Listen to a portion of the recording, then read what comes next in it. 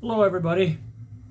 Good morning, good afternoon, or good evening, wherever you're at.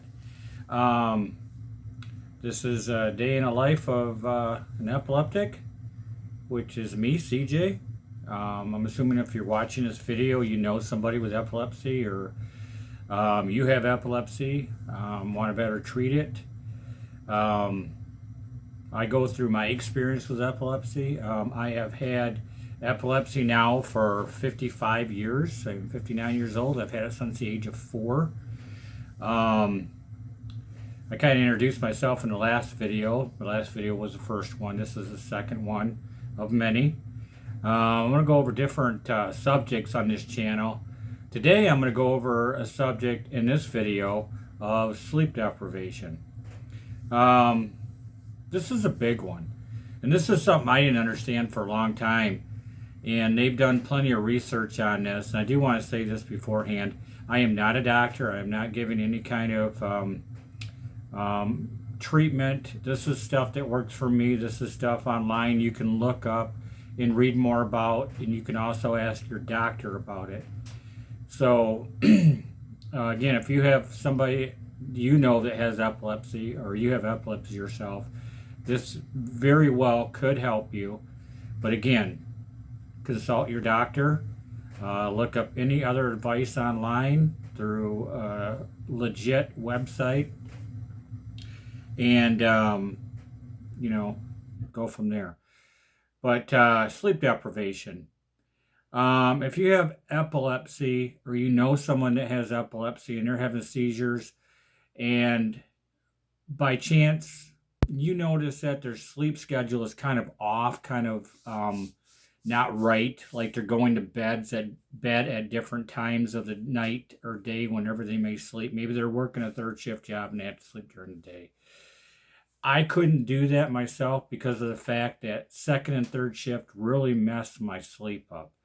So with that, I would have seizures because my body was used to going to bed at night, waking up in the morning. I was, you know, and when I did work those shifts, second and third shifts, and maybe swing shifts going back and forth between different shifts, that definitely messes with your body, your brain, and of course, you know that your brain has a lot to um, do with, when you can go to sleep, you can turn things on, turn things off. I mean, you're wide awake, during the daytime if you're working nights, or if you're working nights, you're sleeping during daytime. I'm sorry. But, it just messes with you. So sleep deprivation is a big thing in epilepsy. I think that's probably even next to eating a good balanced diet and getting the good right things in your body. I think the sleep deprivation starts things out. So we have to look at that. This is a video I'm gonna do first, sleep deprivation. So make sure, number one rule, make sure you're going to bed every night at the same time. It doesn't matter if you sleep in. Actually, more sleep is actually better for you, they say. So say, for instance, you go to bed. I go to bed about 9:30. I don't have to go to 9:30. I don't go any later than that because it really messes up my body. It messes up my train of thought when I wake up. I can be prone to more seizures, like I said earlier. And it just doesn't do me justice. So 9:30, I'm in bed. I wake up at 6:30. Now, I don't sleep, I sleep maybe 5 hours and I'm awake. So I do wake up and, I might stay up for a half hour, go back to bed. And that seems to do all right for me. I'm used to doing that. That's my schedule. So the most important thing that you can do is get on a schedule. Go to bed the same time every night. Try to wake up the same time. But if you don't feel like you got enough sleep, sleep in. That's the best thing to do is sleep in. If you don't feel like you got 7 to 8 hours, that's what they suggest for people with epilepsy, 7 to 8 hours or more. So if you don't feel well rested and you feel like you're still tired, and if you can go back to sleep, go back to sleep. Try to get your body feeling good. Try to get where you wake up and you're feeling good. So lack of sleep is a bad thing. Good sleep That's the best you can do. And go to bed every night, the same time. Like I said, waking up. If you wake up early and you feel refreshed, do it, But try to get to 7 to 8 hours of sleep a night. Um, let's see. And like I said, I wake up with an alarm, but I usually don't wake up with an alarm. I I'm so used to my sleep schedule that I wake up and I feel fine. After you do it for a long period of time, you get used to doing that, and you'll train your body. You'll train your body and your brain, and you'll feel so much better. You really will. So if like if someone that's not sleeping good, if you're not sleeping good, find a way. Talk to your doctor. Maybe you need to get on some melatonin to sleep better. If that's good for you, ask your doctor. Um, some people, this is off base a little bit, and I don't know if, but CBD helps. That could help you get some better sleep, or cannabis could help you get better sleep. So that's totally up to you. And again, consult your doctor on all those that I just mentioned: the CBD, the cannabis, and the melatonin. Consult your doctor.